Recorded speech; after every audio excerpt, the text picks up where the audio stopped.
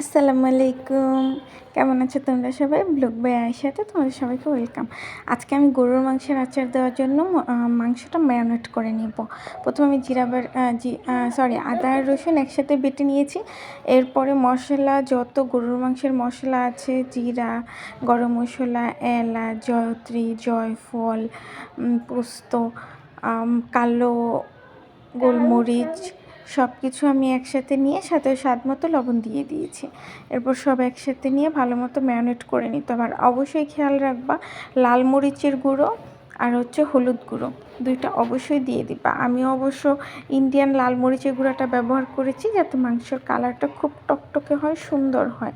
হলুদ মরিচের গুঁড়োটা আমি ইন্ডিয়ানটা ইউজ করেছি, বাংলাটা ইউজ করলে সমস্যা নেই। আমার ঘরে ছিল তাই আমি ইউজ করে নিয়েছি, তোমরা তোমাদের মতো ইউজ করে নিবা। ওকে, আর ম্যারিনেট করে অবশ্যই কিছুক্ষণ সময় রাখবা, মিনিমাম 15 থেকে 20 মিনিট রেখে তারপর এটা সেদ্ধ করতে দিবা। আলাদা পানির কোনো প্রয়োজন নেই, এর থেকে যে পানি আসবে জাল কমিয়ে দিলে তাতেই মাংস সিদ্ধ হয়ে যাবে। ওকে।